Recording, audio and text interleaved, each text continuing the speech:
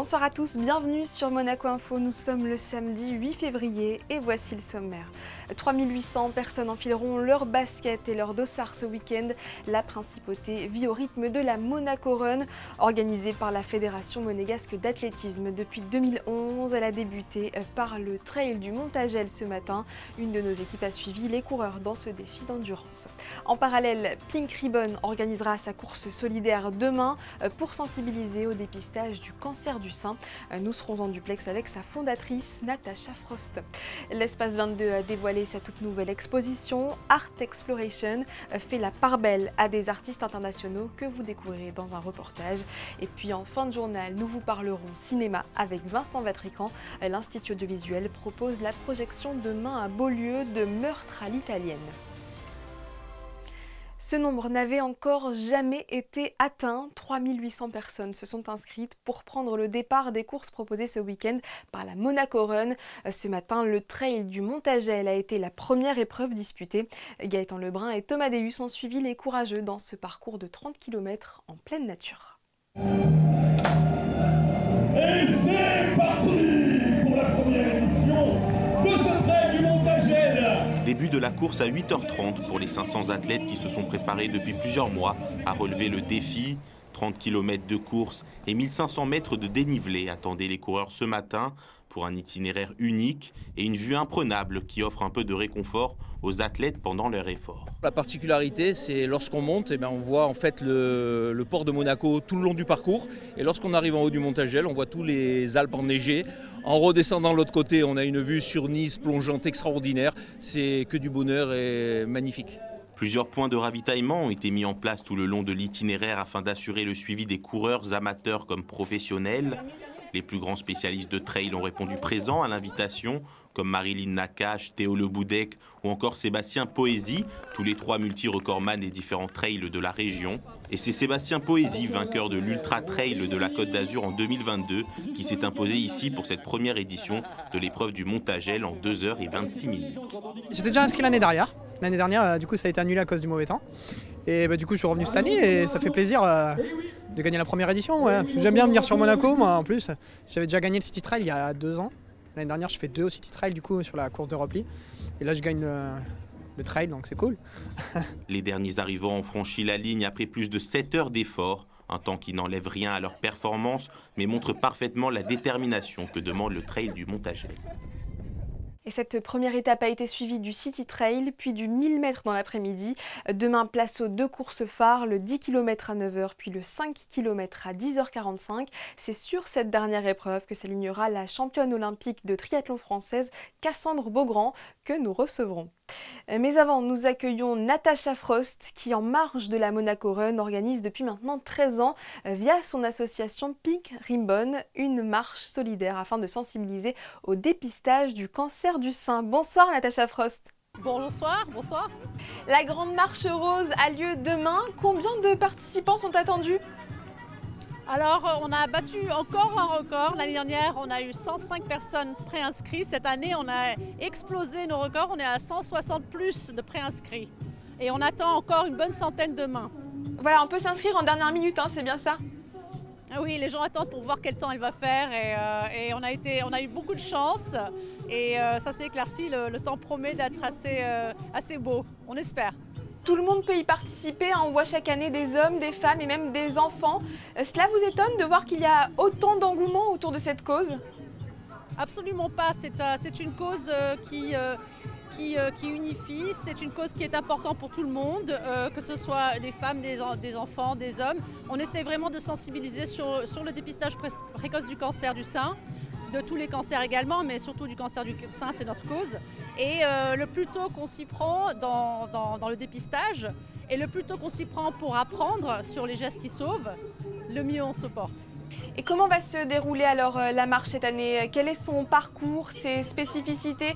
Il y a un dress code à respecter aussi, le rose bien sûr. Alors bien sûr, nous encourageons les gens à venir habillés en rose.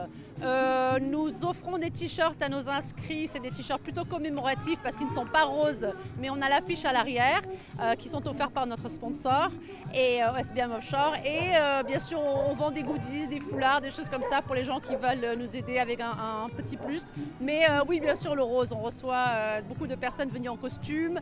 On a eu des panthères roses dans le passé, des flamants roses, des crayons roses même, donc tout est ouvert.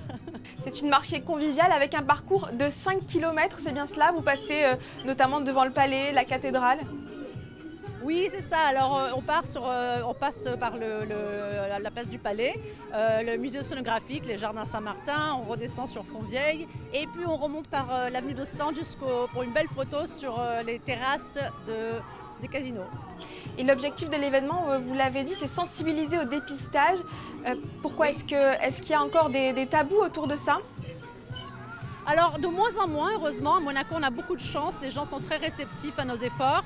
Le CHPG fait un travail exceptionnel. Le matériel est de pointe. Les soignants sont extraordinaires. Monaco est vraiment particulièrement chanceux dans ce niveau-là. Les gens sont réceptifs parce qu'ils veulent connaître les gestes qui sauvent. Et je pense qu'on a encore un petit chemin à faire, mais on est dans la bonne voie. Et la marche permet aussi pour vous de collecter des fonds, puisque le tarif est de 30 € par personne pour les plus de 13 ans. À quoi servira cet argent? Alors exactement, bonne question.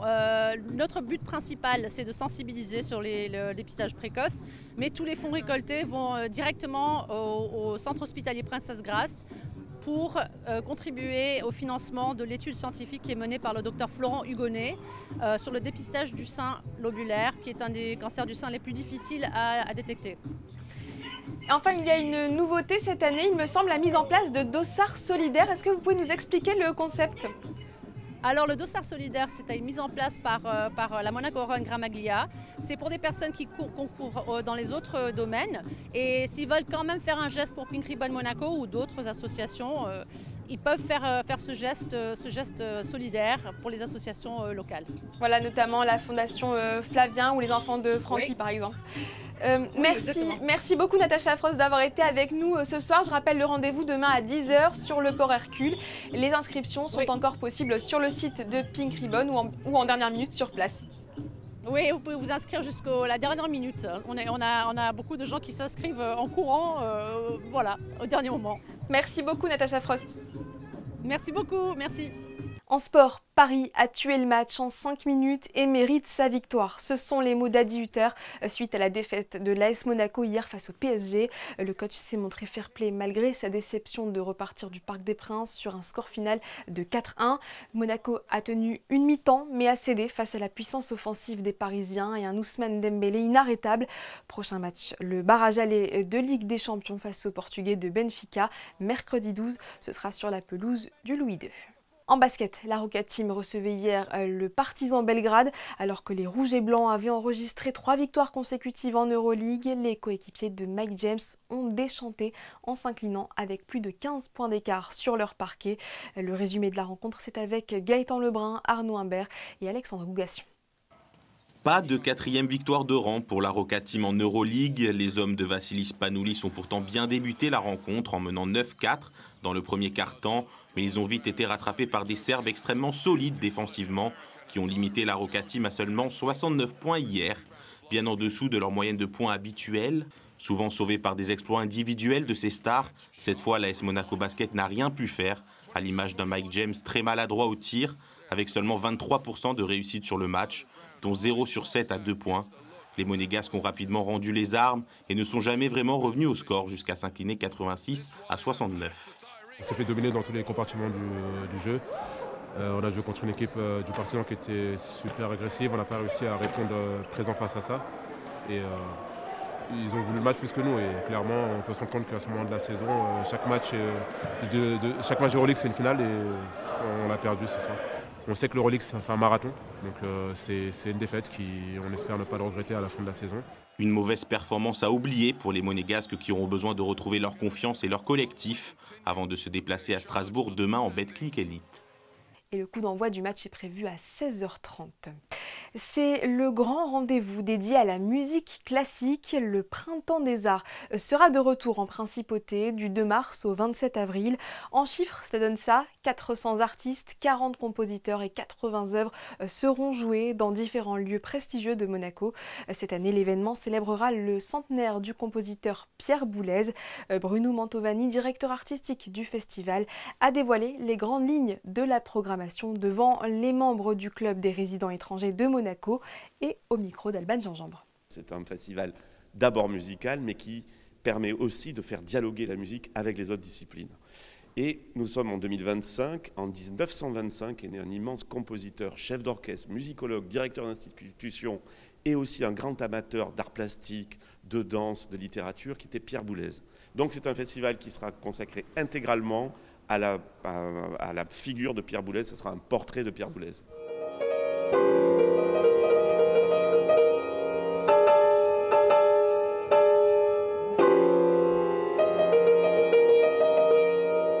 Francis Bacon a été un ami de Pierre Boulez, donc tout naturellement j'ai choisi avec Majid Boustani des tableaux pour illustrer cette saison, donc déjà la présence des arts plastiques, présence de la poésie.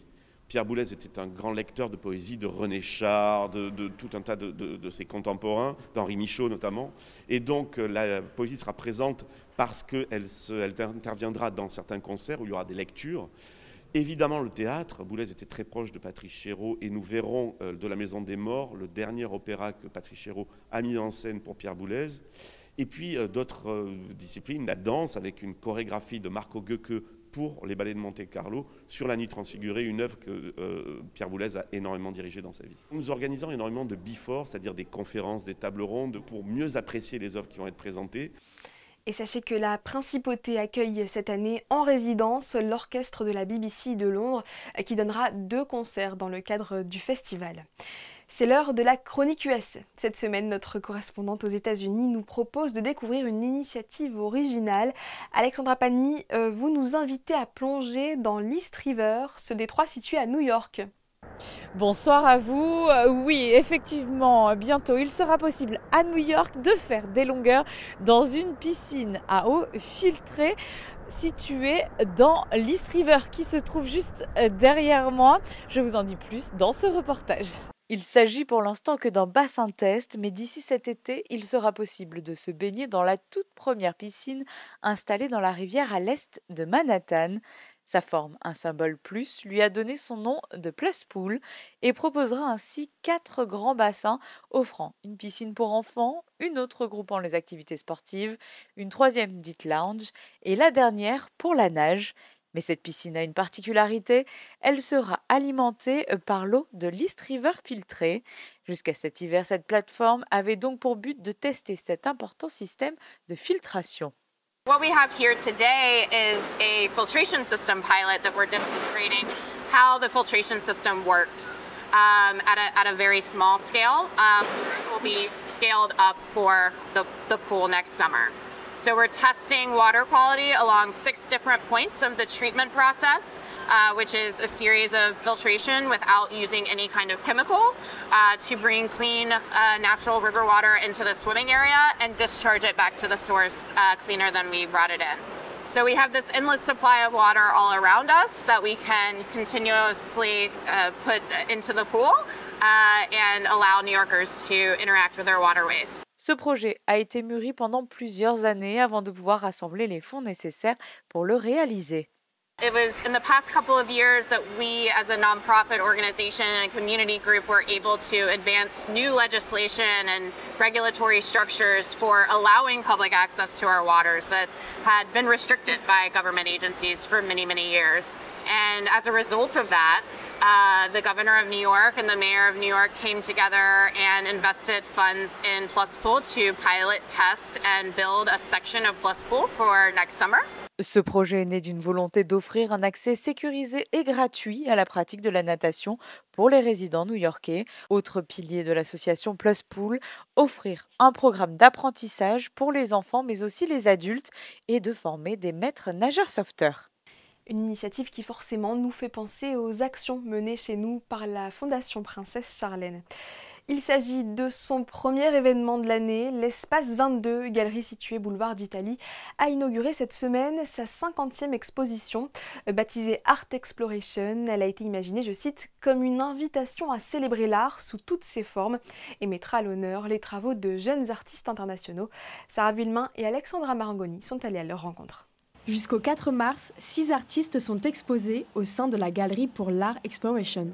Un vernissage était organisé à l'occasion afin de faire découvrir en avant-première leurs créations. Nous faisons des œuvres d'art digital que l'on crée entièrement à la main, sur ordinateur ou sur tablette numérique, sans intelligence artificielle, sans Photoshop. C'est entièrement dessiné. J'expose une œuvre qui s'appelle Toward the Stars. C'est une œuvre qui permet de se reconnecter avec le divin. Donc c'est une reconnexion avec l'univers. C'est une œuvre à forme pyramidale en acier inox poli et en marbre. L'acier inox poli justement pour que le spectateur puisse se refléter à l'intérieur et ça crée une interaction avec les œuvres. Aurélie Yard, Maja Kering ou Edita Skronczynska sont aussi exposés. Tous utilisent des techniques différentes et souhaitent transmettre un message à travers leur réalisation. Notre message, c'est que l'art digital peut être totalement humain. C'est vrai qu'on est à une ère où on fait de l'intelligence artificielle, où on fait de l'art génératif, et en fait on ne veut pas du tout de cela. On souhaite utiliser des outils nouveaux, modernes, mais tout en gardant vraiment l'aspect humain dans la création. Tout est créé vraiment de A à Z. Les vues sont des vues très différentes, mais on prend le parti en fait d'être des artistes modernes, mais de rester des artistes où les choses sont faites à la main. Dans ce siècle-là, je pense qu'il est utile de se reconnecter avec la source et avec la spiritualité. Donc c'est pour ça que j'essaye d'interroger la nature et l'univers et d'impliquer également le spectateur. Cette exposition vise à mettre en avant des jeunes artistes afin de faire grandir leur popularité. Une attention particulière est accordée aux créateurs monégasques. Je pense que Monaco, en tant que petite principauté, peut justement apporter une vision artistique et les artistes doivent se faire entendre justement à Monaco. L'Espace 22 ouvre ses portes du lundi au samedi de 10h à 18h et plusieurs rencontres auront lieu avec les artistes durant ce mois d'exposition. Le week-end s'annonce pluvieux, le temps idéal pour s'enfermer dans les salles obscures et profiter d'un bon film. Demain, cela tombe bien, l'Institut audiovisuel de Monaco propose Meurtre à l'italienne au cinéma de Beaulieu, un long métrage policier de Pietro Germi sorti en 1959. L'intrigue se déroule à Rome et est basée sur une enquête ouverte suite au vol puis au meurtre commis dans un même immeuble. Vincent Vatrican nous en dit un peu plus dans cet entretien mené par Fabien Bonilla. Vincent Vatrican, bonsoir. Bonsoir Fabien. On va partir à Rome pour Meurtre à l'italienne, un film de 1959 de Pietro Germi. Quelle est l'histoire en quelques mots de ce film? Alors c'est l'histoire d'un commissaire qui s'appelle Ingravallo, qui enquête sur un vol de bijoux qui s'est déroulé dans un immeuble très cossu, en plein milieu de Rome, en face de la Villa Farnese. Il sent très vite que on lui ment, on lui cache pas mal de choses, et donc le commissaire va vite devoir hausser un peu le ton, et ce qui va donner l'occasion d'une traversée des apparences, puisque c'est la thématique de la saison, et d'une enquête qui va révéler les mauvais côtés d'une société italienne tout juste sortie de l'après-guerre. Avec Claudia Cardinal, magnifique Claudia Cardinal. Quel rôle a-t-elle dans ce film? Qu'est-ce qu'elle apporte au film? Elle-même déjà. C'est pas mal, hein. Une des plus belles actrices du cinéma italien. Je ne me rappelle plus quel petit rôle elle joue, puisqu'il y a un vol, mais suivi de meurtre. Il y a des rebondissements dans le film. Donc c'est une des filles de d'une des femmes qui se fait assassiner au cours du film. Et d'ailleurs, il faut souligner aussi la présence d'un autre acteur qui est Nino Castelnuovo. Donc c'est le premier rôle et qui sera quelques années plus tard le personnage central des Parapluies de Cherbourg de Jacques Demy. Donc c'est assez surprenant. Moi j'ai découvert le film en le voyant comme ça faire ses premiers pas devant la caméra dans ce film de Pietro Germi. Et là, donc, c'est un film hors les murs, hein, ça ne sera pas projeté à Monaco. Oui, il sera projeté au cinéma de Beaulieu qui, depuis plusieurs années, joue le jeu de cette programmation avec nous et prend un des films de la sélection qu'il projette le dimanche après-midi sur son écran à Beaulieu. Et pour finir, pourquoi il faudrait aller voir ce film? Parce que c'est un film rare déjà, qu'on voit pas souvent des films policiers italiens. Et puis voilà, il y a une ambiance, il y a une faconde italienne qui est, je trouve, toujours très belle, toujours merveilleuse à entendre. Donc allons voir Meurtre à l'italienne, mais à Beaulieu. Merci Vincent. Merci Fabien. Ma uno come quello è meglio che lo lasci perdere. Non è stato lui, ma poteva essere. Dei soldi lo sapeva o li vide dopo?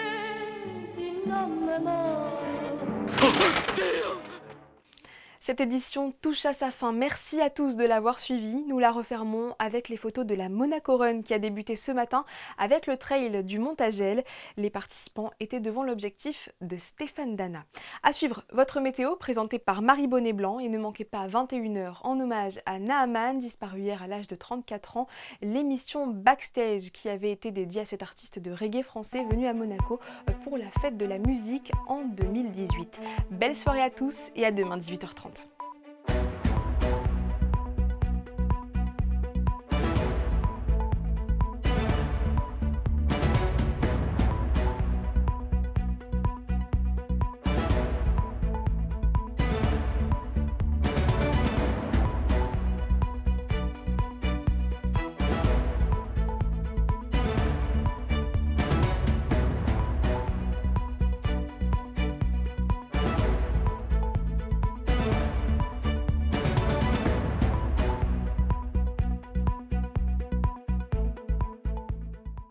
Retrouvez la météo avec Suisse Courtage, le spécialiste de l'assurance à Monaco depuis plus de 35 ans. Notre expertise à votre service. Bonsoir à tous, on se retrouve pour faire le point sur le temps de demain qui devrait être meilleur que celui d'aujourd'hui.